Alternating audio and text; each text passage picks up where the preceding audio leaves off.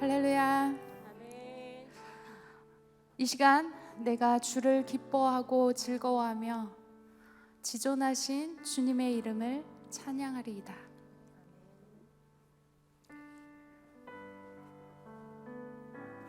주 찬양합니다. 함께 다 같이 찬양하시겠습니다.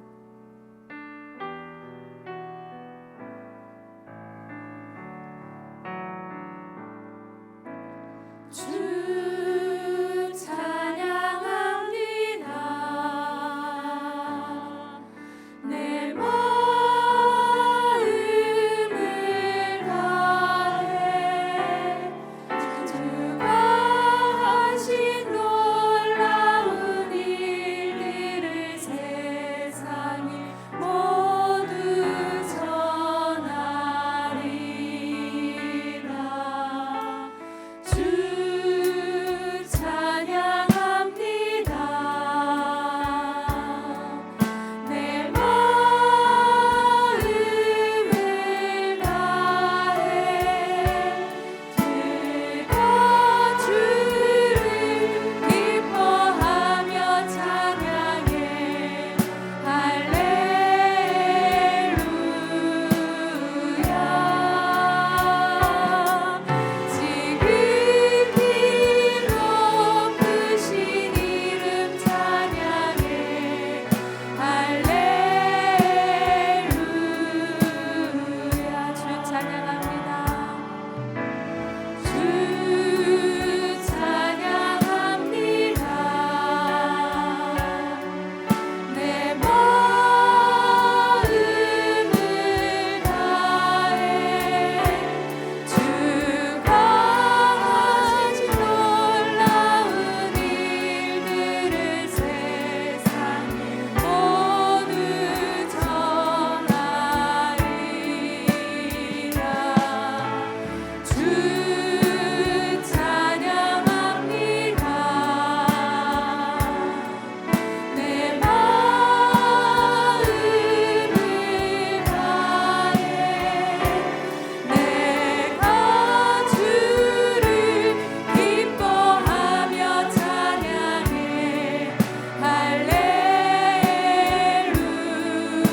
할렐루야. 지극히 높으신 이름 찬양해 할렐루야.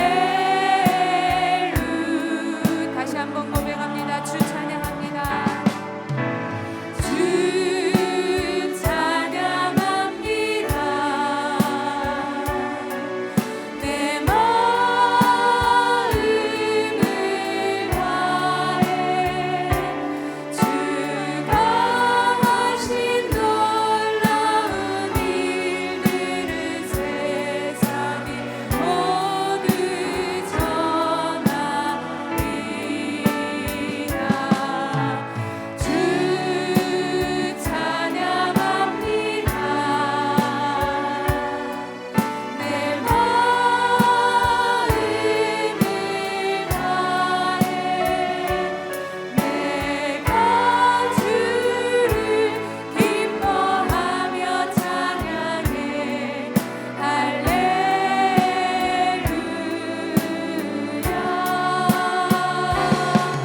지극히 높으신 이름 찬양해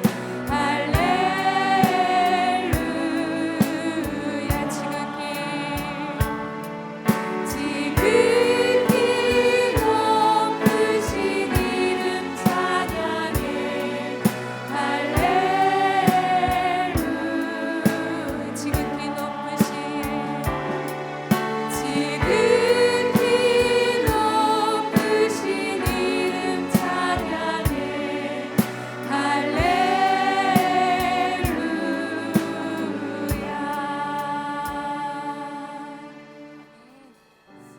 굳건한 반석이 되신 주님을 이 시간 우리 기쁨으로 찬양하시겠습니다.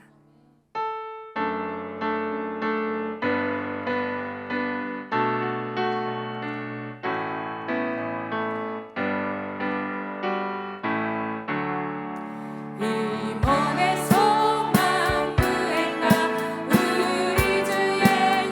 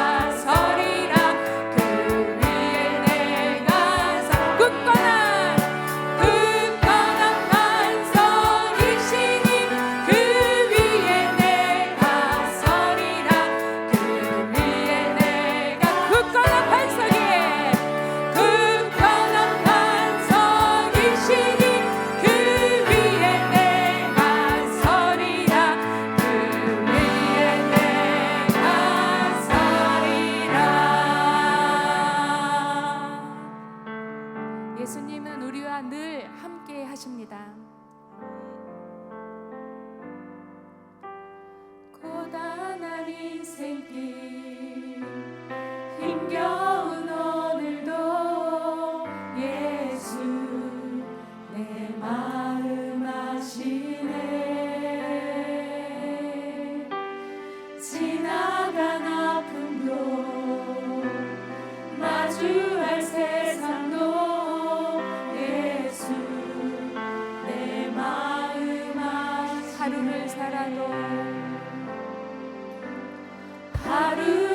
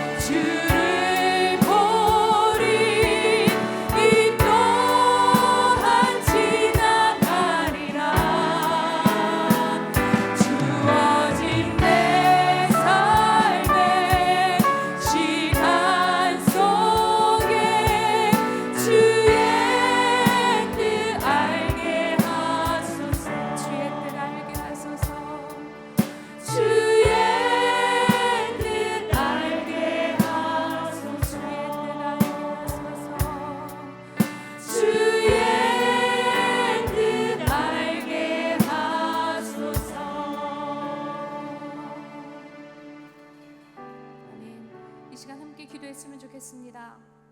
하나님, 그렇습니다. 저희들에게 믿음의 눈을 허락하여 주시옵소서. 이 땅을 살아가는 데 있어서 세상을 바라보는 것이 아니라 굳건한 나의 반석이 되신 그 주님을 바라보게 하여 주시옵소서. 이 땅 가운데 우리가 믿음의 사람으로서, 하나님의 자녀로서 살아가게 하여 주시옵소서. 오늘도 이 예배 가운데 임하여 주시옵고, 오늘도 말씀 전해주실 우리 귀한 목사님, 하나님께서 오늘도 단위에 세워주셨사오니 마음껏 사용하여 주시옵고, 그 입술을 통하여 선포되어지는 말씀이 나를 향한 말씀이 되게 하여 주시옵소서. 오늘 우리의 이 다짐과 예배를 위해서 이 시간 함께 기도하도록 하시겠습니다. 함께 기도하십니다. 사랑의 주님, 그렇습니다. 저희들에게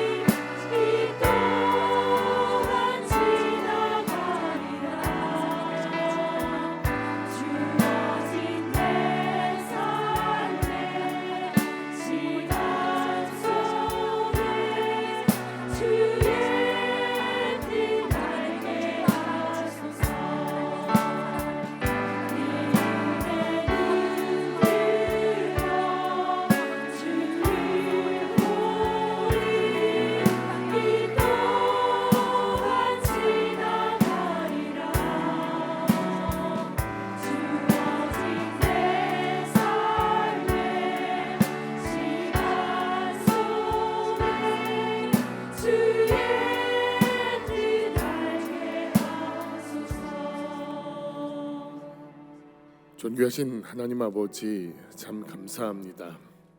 저희들로 하여금 영과 진리로, 신령과 진정으로 하나님 앞에 나와 예배드리게 하시고 하나님 앞에 우리의 사랑을 고백하게 하시니 참 감사합니다. 이 시간 주님 앞에 우리의 마음을 내려놓을 때에 주께서 사랑의 음성으로 저희 가운데 찾아와 주셔서 우리를 향하여 너는 내 사랑하는 아들과 딸이요 내가 너로 인하여 기뻐한다 하시는 주님의 음성이 우리 가운데 들려지게 하여 주시고, 삶 가운데 지치고 쓰러졌던 우리 각 사람을 다시 일으켜 세우셔서 삶 가운데 하나님의 사랑받는 자녀로, 하나님의 빛이 비치는 빛의 자녀로 세상 가운데 살아가게 하고자 하시는 하나님의 그 뜻을 다시 한번 기억하는 은혜의 시간이 되게 하여 주시옵소서. 성령께서 친히 이곳에 임재하셔서 우리에게 지혜를 주시고 또 각 사람 마음 가운데 하나님의 뜻을 알게 하셔서 그 뜻으로 살아가고자 하는 결단도 주님 앞에 고백되어지는 은혜의 시간이 되게 하여 주옵소서. 주께서 친히 주관하여 주실 줄 믿고 감사드리며 예수님의 이름으로 기도합니다. 아멘. 오늘도 수요 예배에 참여하신 여러분 모두를 주님의 이름으로 찬양합니다. 주님의 이름으로 환영합니다. 그리고 영상을 통해서 예배에 참여하시는 분도 동일한 마음으로 환영하고 축복합니다. 주님께서는 저희들을 향하여 너희가 서로 사랑하면 내 제자라 말씀하셨는데, 그 사랑의 마음을 가지고 옆에 계신 분들 너는 그리스도의 향기라 우리 그 찬양 부르면서 축복하고 또 자기 자신을 또 축복하는 시간 갖도록 하겠습니다. 함께 찬양하겠습니다.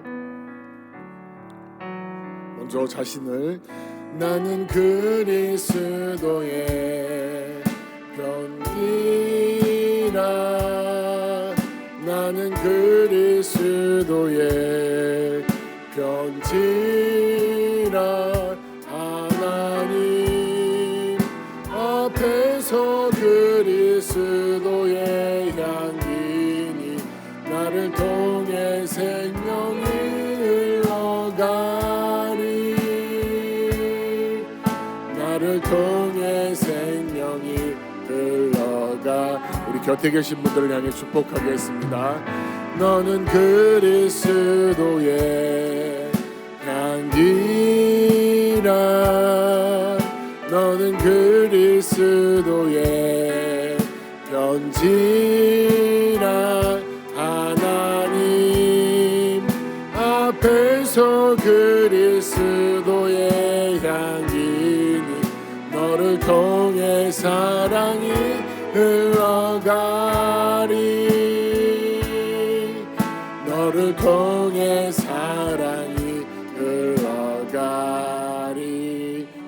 영광과 찬송과 존귀를 주님 앞에 돌리겠습니다. 아멘. 전국에서 골프 대회가 열렸다고 합니다. 첫 번째 조에 속한 선수들이 누군지 한번 맞춰보시기 바랍니다. 세 사람이 이제 나와서 공을 쳤는데요. 세 사람 모두 그만 그 골프공을 물속에 빠뜨렸습니다. 골프 용어로는 이제 해저드에 빠졌다고 이야기를 하는데요. 그런데 이제 그중 한 사람이 물 위를 걸어가더니 물 속에서 공을 꺼내 가지고 물 위에 올린 다음에 이제 다시 쳐가지고 그린 위에 올렸습니다. 이 사람은 누구일까요? 네, 맞습니다. 물 위를 걸은 베드로입니다. 이제 두 번째 선수도 공을 물 속에 빠뜨렸습니다. 근데 이 사람은 아무 일도 안 하고 그냥 가만히 그 자리에 서 있었습니다. 그랬더니 조금 후에 물고기가 물 위로 올라오더니 공을 물 밖으로 토해내는 것이었습니다. 자, 이 사람은 누구일까요? 네, 요나입니다. 요나. 자, 이제 마지막 세 번째 이제 선수입니다. 그 선수도 역시나 물속에 공을 빠뜨렸죠. 그러자 이제 그 선수는 연못가로 가서 자신이 쥐고 있던 이 골프채를 가지고서 물을 치니까 그 호수가 연못이 쫙 갈라지는 것이었습니다. 그래서 그는 이제 마른 땅을 걸어가 가지고 그 공을 다시 쳐서 그린 위에 올리고 난 다음에 그곳을 걸어 나왔습니다. 이 사람은 누구일까요? 어떻게 그렇게 잘하세요? 네, 홍해를 갈랐던 모세입니다. 그렇게 지팡이 하나를 가지고 큰 기적과 역사를 나타낸 성경의 인물이 바로 모세인 것을 저희들이 잘 알고 있습니다. 성경을 보면 아무것도 가진 것 없었지만 하나님께서 함께 하심으로 인하여 놀라운 일을 펼친 인물들이 많이 등장하고 있는 것을 보게 되는데요. 대표적인 인물이 바로 모세인데, 하나님께서 이 모세를 부르실 때 내 손에 있는 것이 무엇이냐라고 물으셨습니다. 오늘 이제 함께 읽고자 하는 이 성경 본문은 이러한 내용을 담고 있고, 그래서 이 성경 본문을 먼저 저희들 함께 읽어보겠습니다. 출애굽기 4장 1절부터 4절의 내용입니다. 출애굽기 4장 1절부터 4절의 내용인데요. 저희 한 목소리로 함께 합독하도록 하겠습니다. 함께 읽겠습니다. 모세가 대답하여 이르되 그러나 그들이 나를 믿지 아니하며 내 말을 듣지 아니하고 이르기를 여호와께서 내게 나타나지 아니하셨다 하리이다. 여호와께서 그에게 이르시되 내 손에 있는 것이 무엇이냐? 그가 이르되 지팡이니이다. 여호와께서 이르시되 그것을 땅에 던지라 하시매 곧 땅에 던지니 그것이 뱀이 된지라. 모세가 뱀 앞에서 피하매 여호와께서 모세에게 이르시되 내 손을 내밀어 그 꼬리를 잡으라. 그가 손을 내밀어 그것을 잡으니 그의 손에서 지팡이가 된지라. 아멘. 아멘. 오늘 본문을 저희들이 조금 더 잘 이해하기 위해서는 이제 출애굽기 3장과 4장을 함께 좀 연결해서 생각해 보아야 합니다. 특히 출애굽기 3장은 저희들이 잘 아는 것처럼 모세의 어떤 소명장이라고 말할 수 있는데, 3장에서는 이렇게 하나님께서 모세에게 새로운 사명을 주시고 다시 부르신 그 사건이 기록되어 있습니다. 아시는 것처럼 모세는 과거에 이집트의 왕자, 애굽의 왕자였습니다. 그러나 그가 살인 후 도망하여서 미디안 광야에서 이제 장인 이드로의 집에서 40년의 생활을 보내게 됩니다. 세월이 그렇게 흘러서 40살 정도에 도망하여서 40년을 미디안 광야에서 지내기 때문에 80세의 늙은 늙은 노인이었을 것입니다. 노년기에도 노년기에도 그가 양을 친 것을 보면 그의 어떤 형편이 어땠으리라고 상상이 좀 되어지고 가진 것이 그렇게 많지 않았음도 생각해 볼 수 있습니다. 자, 이제 이런 가운데 하나님께서 그를 부르시게 됩니다. 모세가 양들에게 풀을 먹이러 이제 하나님의 산 호렙에 이르렀을 때 하나님께서 떨기나무 가운데서 모세를 부르십니다. 우리가 다 아는 것처럼 하나님께서 모세를 부르신 이유는 모세를 통하여 애굽에서 노예로 살아가고 있는 이스라엘 백성을 그 고통받는 애굽 땅에서 구출하여 하나님께서 약속하셨던 그 가나안으로 인도하기 위함임을 저희는 압니다. 그런데 출애굽기 3장부터 4장을 좀 이렇게 자세히 살펴보면 모세가 계속해서 이 하나님의 부르심, 하나님의 이 소명 앞에서 자꾸 딴소리를 하고 변명을 하고 있는 모습을 보게 됩니다. 왜냐하면 모세가 자기 스스로를 보았을 때 자기 자신이 어떤지 너무나 잘 알고 있었기 때문입니다. 모세는 80세 된 노인이었습니다. 할 줄 아는 것은 40년 동안 양을 쳤기에 양치는 일이었습니다. 또 말도 잘 못합니다. 한마디로 모세의 변명은 자신은 아무것도 가진 것이 없고 또 할 수 있는 것도 별로 없는 사람이라는 것입니다. 하나님께서 모세를 택하셔서 부르셨음에도 불구하고 모세는 계속해서 못합니다. 할 수 없습니다. 라고 말하면서 다음과 같은 한 5가지 변명을 늘어놓는데 이러한 변명을 자세히 좀 살펴보면 우리가 하나님의 말씀을 듣고 은혜를 받았을 때 그것이 마치 하나님의 소명과 부르심처럼 여겨질 때가 있는데 그 하나님의 부르심 앞에서 내가 갖는 변명의 모습들은 무엇일까 생각해 보게 합니다. 한번 자신은 어떤 그런 변명들을 가지고 있는지 한번 생각해 보시기 바랍니다. 자, 어떤 변명을 하는지 그 내용을 살펴보면 첫째는 자신에게 능력이 없다고 변명을 합니다. 출애굽기 이제 3장 11절의 내용을 보면 모세가 이제 하나님께 이렇게 말씀드립니다. 내가 누구이기에 바로에게 가며 이스라엘 자손을 애굽에서 인도해 낼 수 있겠습니까? 라고 이야기합니다. 이렇게 모세 자신은 애굽 바로왕 앞에 갈 능력도 없고 또 이스라엘 자손을 이끌어낼 만한 능력이 없다고 그는 이야기한 것입니다. 둘째, 3장 13절을 보면 여기에서 모세는 자신은 하나님을 잘 모른다고 변명을 합니다. 떨기나무 가운데서 나를 찾아오신 하나님을 내가 믿기는 하지만 하나님이 누구신지는 내가 확실히 알지 못한다는 것입니다. 즉 하나님을 믿지만 하나님에 대한 확신은 자신에게 없다는 변명 같습니다. 그리스도인들도 저도 물론 여러분들도 그럴 것 같아요. 하나님을 믿는다고는 하지만 때로는 하나님께서 살아계심과 또 나와 함께 하심이 가끔은 의심이 들 때도 있고 또 확신의 고백을 드리지 못할 때도 있는데 지금 이제 모세가 이런 의미 가운데 자신이 하나님을 모른다고 이야기하는 것은 아닌가 생각해 봅니다. 자, 세 번째는 모세가 이제 사람들이 나를 믿어주지 않고 또 내 말도 그들이 듣지 않을 것이라고 변명을 하는데요. 출애굽기 4장 1절 우리가 읽었던 그 내용에서 찾아볼 수 있습니다. 제가 한번 빨리 읽어드리겠습니다.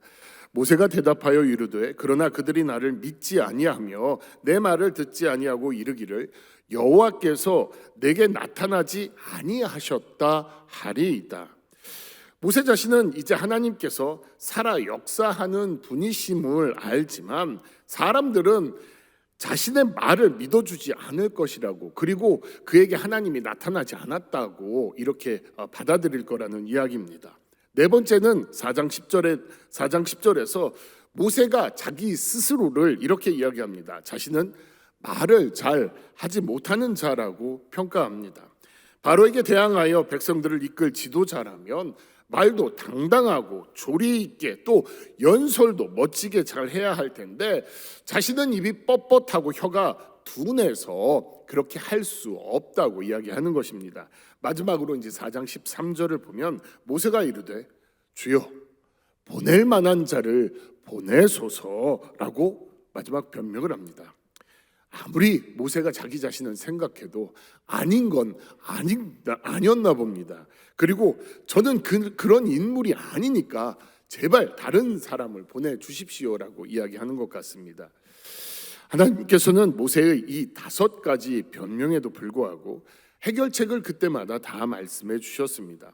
하지만 그때에도 모세는 하나님, 저는 아닌 것 같습니다. 저는 가기 싫습니다라는 여러 가지 이유와 변명을 합니다. 자신 말고 다른 사람을 제발 보내주시기를 원했습니다. 그런데도 하나님께서는 모세를 사용하십니다. 하나님께서는 모세의 모든 걱정과 염려와 또 변명, 그 변명에 대해서 조목조목 답을 해 주시면서 한 가지 그에게 큰 약속을 해 주십니다. 모세가 가진 모든 걱정과 변명에 대한 해결책이 바로 출애굽기 3장 12절의 내용인데요. 저희 그 내용을 한 목소리로 함께 읽어보도록 하겠습니다. 함께 읽겠습니다. 하나님이 이르시되 내가 반드시 너와 함께 있으리라. 내가 그 백성을 애굽에서 인도하여 낸 후에 너희가 이 산에서 하나님을 섬기리니 이것이 내가 너를 보낸 증거니라. 아멘. 자, 하나님께서는 이렇게 모세에게 이야기하시는 것입니다. 내 말처럼 너는 혼자서는 아무것도 할 수 없고 또 형편없는 존재일 수 있다. 하지만 내가 반드시 너와 함께 할 터이니 너는 이것을 기억하라라는 약속이셨습니다. 이것이 모세를 향한 하나님의 대답이셨습니다. 하나님께서 모세에게 하신 내 손에 있는 것이 무엇이냐라는 이 질문은 모세의 세 번째 변명에 대한 하나님의 답변이셨습니다. 모세가 백성들이 이제 나를 믿지 않고 내 말도 듣지 않을 것입니다 라고 하나님 앞에 변명하자 하나님은 4장 2절 말씀처럼 여호와께서 그에게 이르시되 내 손에 있는 것이 무엇이냐라고 말씀하시며 하나님은 모세에게 질문합니다. 모세는 당연히 자기 손에 쥐어져 있던 지팡이를 들고 지팡이입니다 라고 대답합니다. 하나님께서는 우리가 사람들이 나를 믿어주지 않고 나에게는 아무 능력도 없습니다라고 하나님 앞에 변명할 때 그때 하나님께서는 우리 각 사람에게 내 손에 있는 것이 무엇이냐라고 물으십니다. 이러한 하나님의 말씀은 내가 비록 어떨지라도 또 내가 가지고 있는 것이 무엇이든지 내가 그것을 통하여 너를 그 사람들이 믿을 수 있도록 만들 것이다 라는 하나님의 생각을 담고 있다고 우리에게 성경은 이야기해 줍니다. 사실 모세가 손에 들고 있던 지팡이는 특별한 것이 아님을 압니다. 모세가 자신의 손에 든 것이 지팡이라고 말하자 하나님께서는 그때 내 지팡이를 땅에 던지라라고 말씀하십니다. 모세가 하나님 말씀에 순종하니 그때 지팡이가 땅에 떨어진 지팡이가 뱀으로 변합니다. 그때 하나님께서 모세에게 다시 명령하십니다. 내 손을 내밀어 그것의 꼬리를 잡아라. 그렇게 말씀하십니다. 모세가 하나님의 말씀에 순종하여 잡으니 우리가 아는 것처럼 다시 그 뱀은 지팡이로 바뀌게 됩니다. 그 다음으로 보여주신 기적은 내 손을 품에 넣으라 라는 말씀이셨습니다. 모세가 품에 손을 넣었다가 꺼내보니 손에 희게 나병이 생겼습니다. 하나님의 말씀대로 모세가 나병이 든 손을 다시 품에 넣었다가 꺼내니 본래대로 돌아왔습니다. 인간의 생각으로는 기적이고 불가능한 일이지만 하나님께 있어서는 그것은 문제가 아님을 보게 됩니다. 하나님께서 모세에게 이러한 기적을 보여주신 이유는 하나님의 능력 앞에 살아있는 신이라 불리며 이집트의 그 신이라 불리는 이집트의 바로도 결국 이 하나님 앞에 굴복할 것이며, 그리고 내가 어떤 하나님인지 내가 너와 함께하며 그것을 나타내겠다라는 그 징표를 그에게 모세에게 보여주신 것입니다. 그렇기 때문에 하나님께서 모세에게 질문하신 내 손에 있는 것이 무엇이냐라는 이 물음에는 어떠한 영적인 의미가 담겨져 있음을 생각해 볼 수 있습니다. 하나님께서 모세의 손에 지팡이가 있는 것을 결코 모르시지 않았습니다. 하나님께서 내 손에 있는 것이 무엇이냐라고 물으신다는 것은, 자, 손에 있다라는 것은 지금 내 손에 쥐고 있는 것이 무엇인가를 묻는 질문으로 우리가 볼 수 있고, 또 이 질문을 통해서 우리는 그가 그동안 집착하고 의지한 것이 무엇인가, 그것을 우리는 살펴볼 수 있습니다. 이것은 모세가 그동안 하나님보다 의지하고 또 하나님보다 가까이 하는 것이 무엇이냐는 물음입니다. 모세가 들고 있던 지팡이는 다시 말씀드리지만 크고 좋은 지팡이가 아닙니다. 고대 근동 지방에 모세가 들고 있던 그 지팡이는 좋은 그 지팡이도 아닙니다. 흔히 중동 지방에서 목자들이 그냥 들고 다니며 양떼를 치던 그런 작은 막대기였음을 우리는 알고 있습니다. 흔히 저도 이제 모세의 지팡이 하면 어렸을 적 보았던 그 10개 영화에 나오는 그 멋있게 생긴 모세가 들고 있던, 모세가 자신보다 막 더 크게 이렇게 멋지게 휘어져 있는 지팡이가 생각나고, 그냥 그 지팡이만 들어도 하나님께서 어떤 놀라운 일을 막 행하실 것 같은 그런 지팡이로 저는 기억하고 있었는데, 사실 이 지팡이는 이제 터키에 가면 한 그 성경의 유물들을 이렇게 모아놓은 이스탄불의 그 톱카프 박물관이라고 있는데, 그곳에 가면 이 모세의 지팡이라고 되어 있는 유물이라고 해야죠. 유물이 있는데, 제가 뭐 잠깐 찾아봤습니다. 그 유물이 어떻게 되는지 보시면 그냥 나무떼기예요. 그냥 나무떼기고요. 길이도 한 1m나 될까요? 1m 정도의 그냥 작은 이렇게 양치는 막대기, 평범한 막대기임을 보게 됩니다. 이 지팡이는 나이든 모세에게 어떤 지팡이 역할도 할 수 있었고, 또 대적 또 거친 맹수들이 왔을 때 이렇게 잠시 보호하고 물리칠 수 있는 막대기로 또 사용될 수도 있고, 또 양들을 이렇게 이끌어서 몰고 갈 수 있는 그런 도구밖에 안 되는 볼품없는 지팡이였습니다.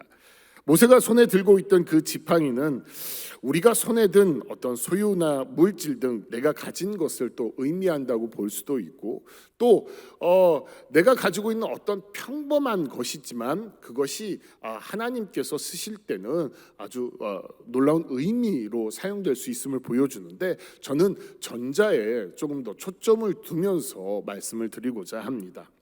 자, 그리고 그런 이제 내가 의지하는 어떤 소유나 내가 가진 것들, 내가 의지하는 물질들, 그리고 어떤 경우에는 내가 의지하는 어떤 사람들, 인물들 또는 대상이라고도 생각해 볼 수 있습니다.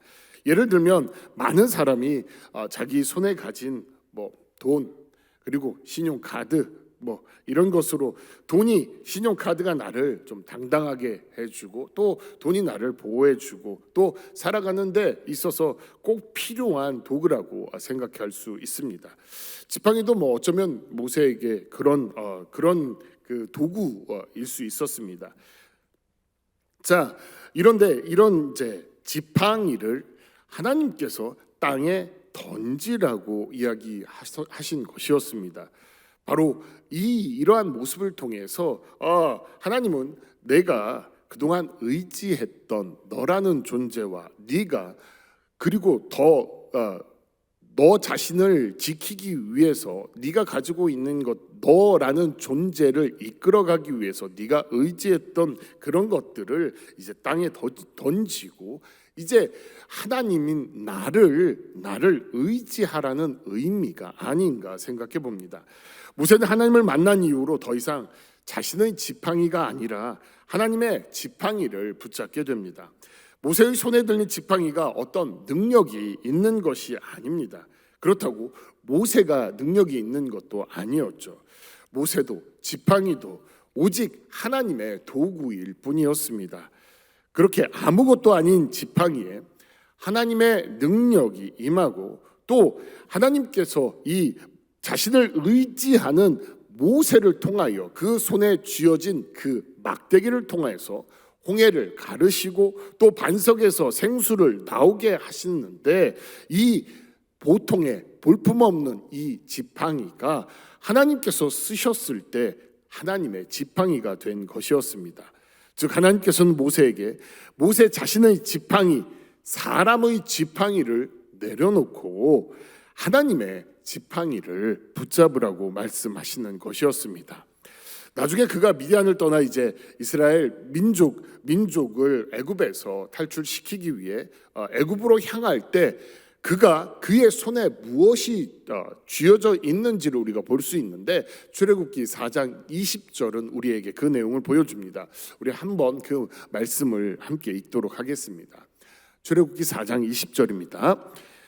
모세가 그의 아내와 아들들을 나귀에 태우고 애굽으로 돌아가는데 모세가 하나님의 지팡이를 손에 잡았더라. 사람의 지팡이, 모세의 지팡이에서 이제 하나님의 지팡이로 바뀐 것을 우리는 확인할 수 있습니다.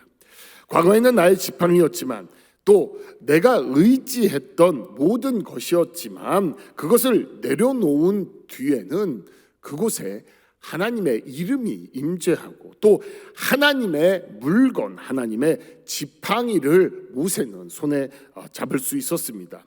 여기에 나온 이제 하나님의 지팡이라는 그 원어적 히브리 그 원어의 의미를 따져보면 엘로힘 하나님인데 그 엘로힘이라는 하나님은 전능하신 하나님이기 때문에 이 하나님의 지팡이는 전능하신 하나님의 지팡이라고 생각해 볼 수 있고 그래서 나는 부족하고 능력 없고 보잘것없는 존재지만 내가 붙든 하나님은 전능하신 하나님이시고 그래서 하나님께서는 이 모세를 통하여 내가 나의 일을 행하며 내가 생각하지 못한 여러 전능한 일들을 펼치겠다는 그렇기 때문에 이 나를 붙들라라는 그 뜻이 거기에 담겨져 있습니다.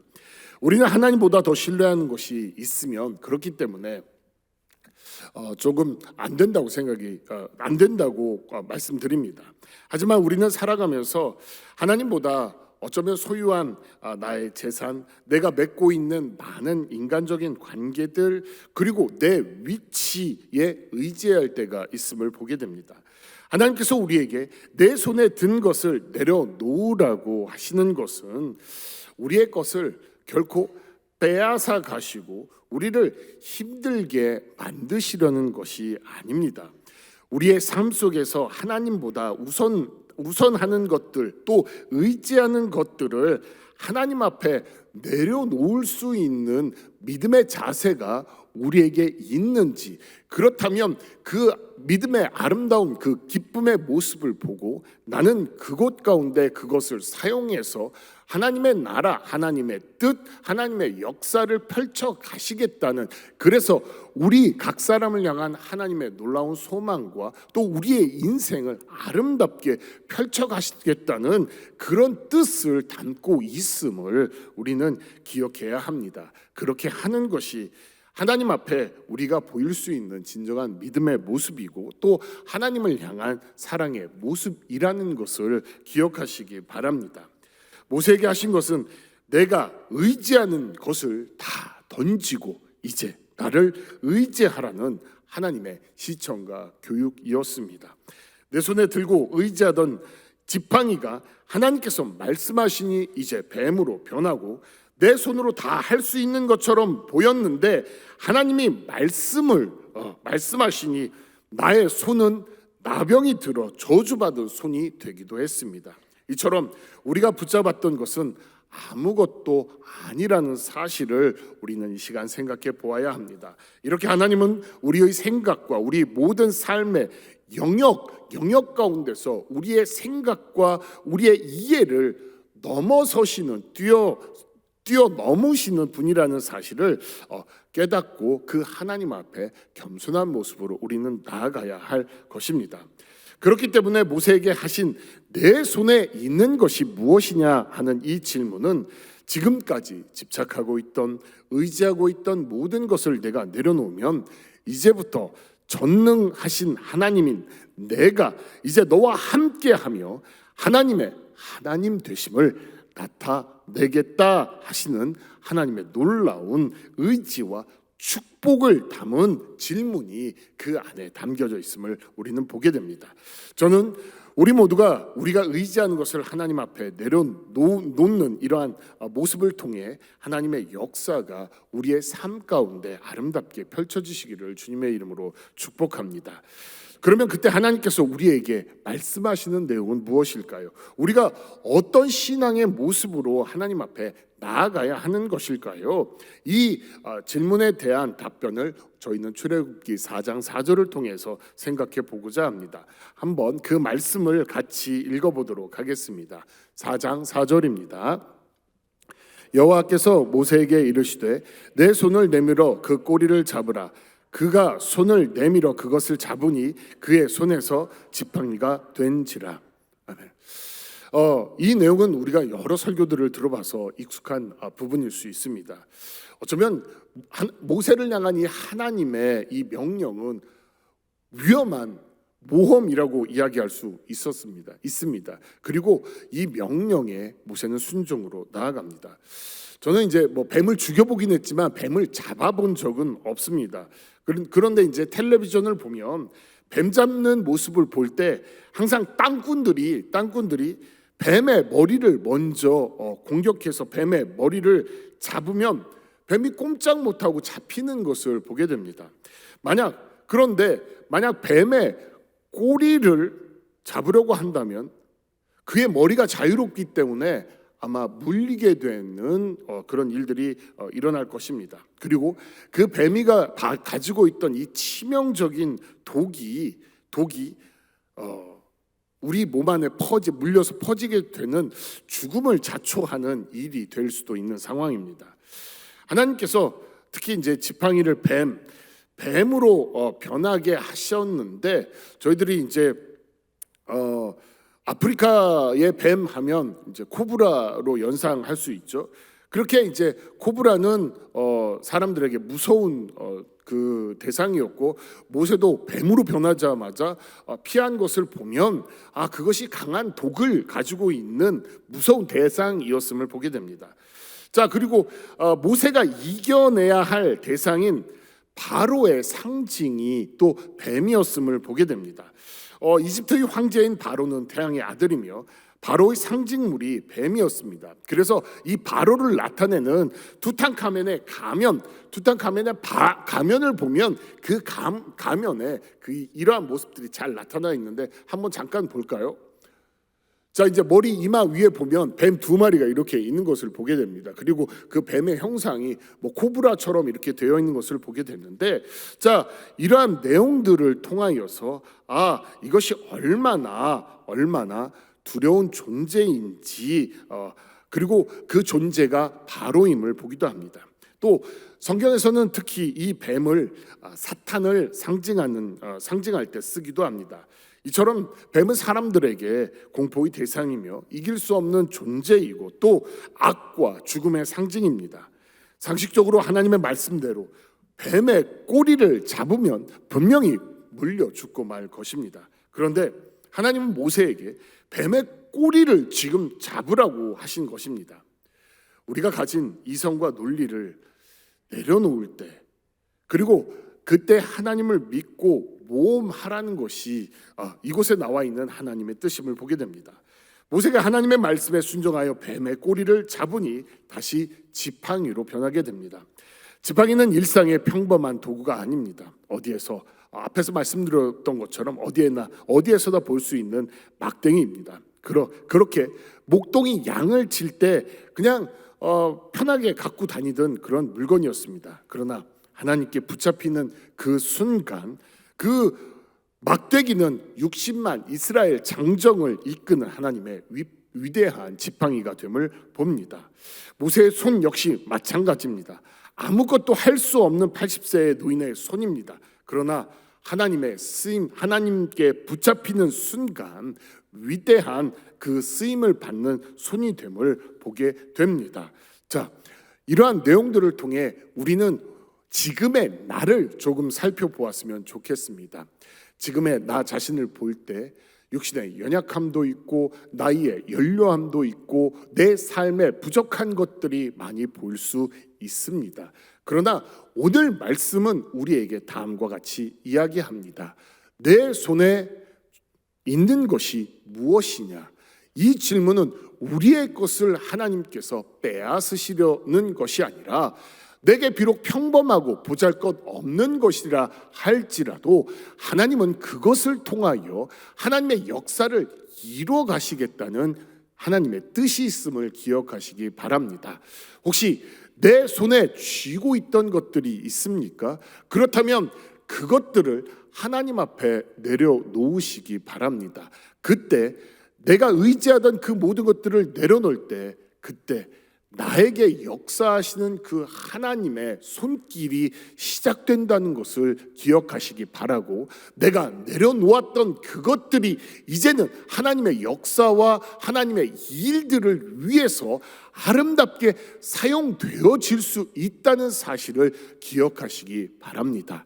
이러한 일들이 이루어지기 위해서는 우리에게 필요한 것은 순종입니다. 때로는 내 이성과 내 경험과 내 삶의 흔적들 때문에 이 하나님의 말씀에 순종하지 못할 수 있지만, 그 순간에 우리에게 필요한 것이 비록 내가 손해보고 나에게 아픔이 있고 나에게 여러 어려움이 있을지라도 그 순간 하나님 앞에 순종하면 그때 그 순종의 모습을 기뻐하시며 우리를 사용하시고 또 우리를 쓰시는 그 하나님을 만날 수 있다는 사실, 그리고 나를 사용하시는 그 하나님으로 인하여 하나님의 역사 가운데 내가 그리고 나의 인생이 하나님의 나라를 이루어가는 아름다운 인생이 될 수 있음을 기억하시기 바랍니다.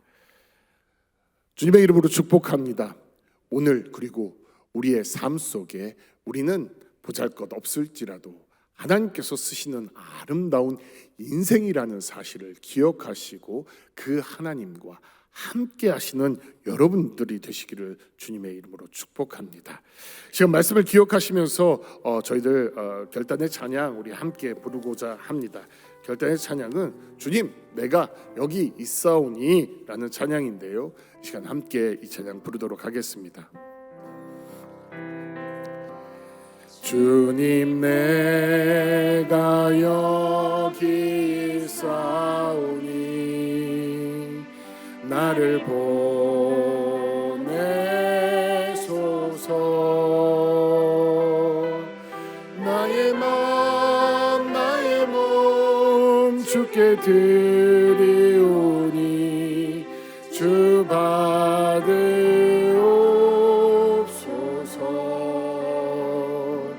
주님 내가 여기 있사오니 나를 써주소서.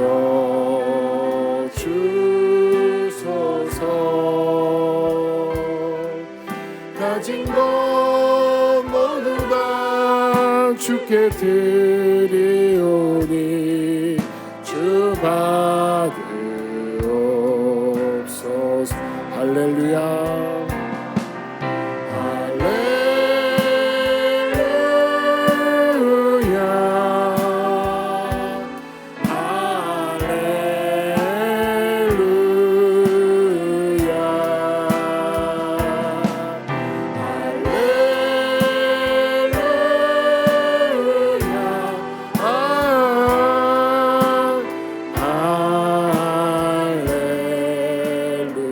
한번 부르겠습니다. 주님 내가 여기 있사오니 주님 내가 여기 있사오니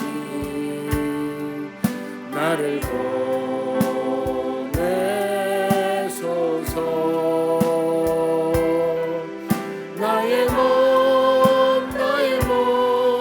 주께 드리오니 주 받으옵소서.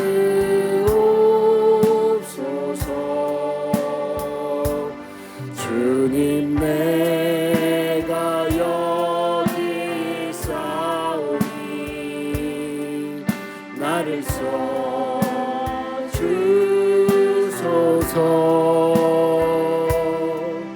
가진 것 모두 다 주께 드리오니 주 받으옵소서.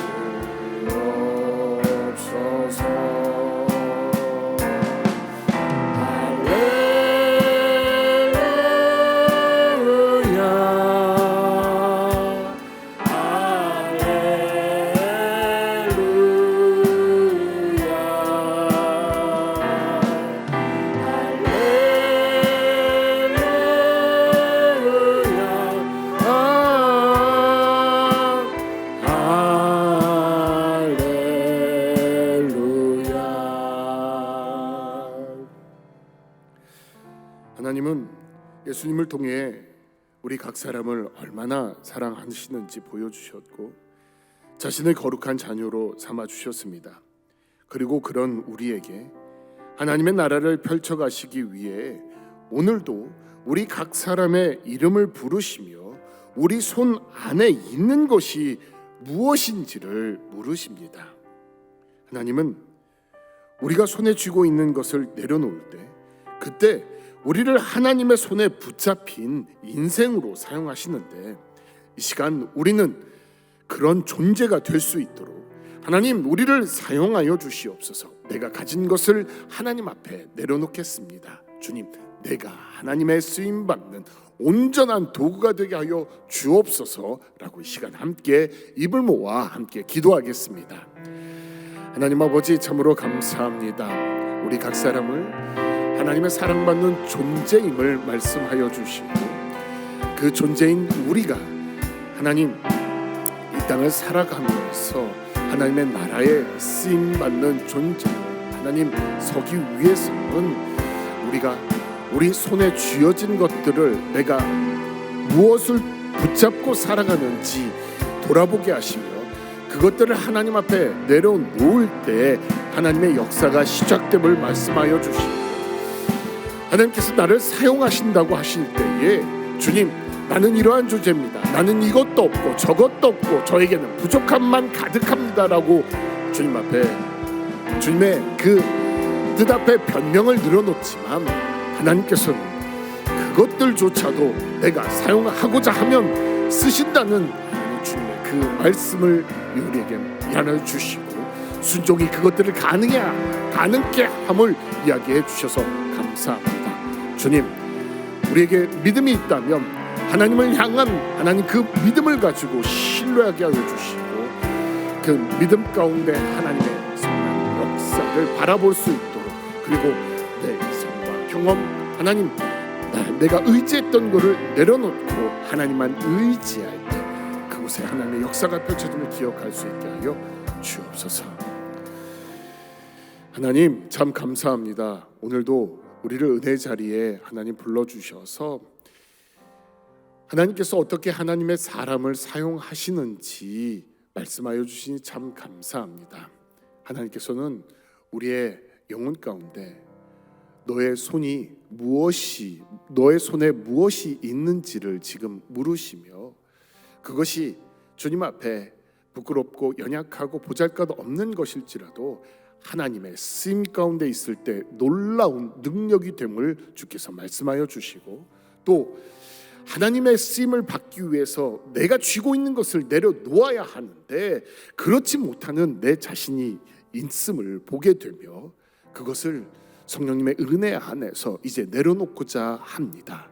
주님 그런 우리 각 사람 가운데 주께서 주인이 되시며 전능하신 하나님의 역사를 펼쳐주셔서 나의 삶에 하나님의 나라가 이루어지는 모습을 보게 하여 주시고, 하나님의 놀라우신 뜻이 펼쳐지는 것을 보게 하여 주시고, 전혀 희망과 소망이 없었던 나의 인생 가운데 하나님의 그 영광의 빛이 임하여 소망과 희망이 회복되어지고 하나님의 영광이 가득한 인생임을 다시 깨닫는 저희들 모두가 되게 하여 주옵소서. 이러한 고백을 가지고 주님 앞에 하나님 사랑의 마음을 담아 예물도 드립니다. 주님, 이 예물을 주님 기뻐 받아주시옵고, 이 예물이 쓰이는 곳에 우리의 구원이신 예수 그리스도의 이름이 증거되고, 또 하나님의 나라와 하나님의 교회가 온전히 세워지는 기쁜 역사도 나타나게 하여 주시옵소서. 자녀의 기도에 언제나 귀 기울여 주시고 신실하게 응답하시는 우리 주 예수 그리스도의 이름으로 기도합니다. 아멘. 이 시간 함께 다 일어나셔서 우리 주기도문 찬양하심으로 오늘 예배를 마치도록 하겠습니다.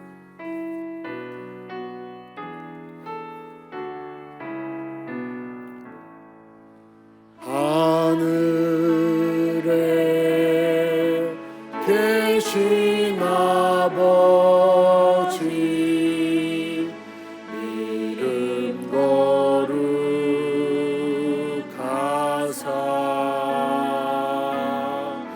주님 나라 임하시고 뜻이 이루어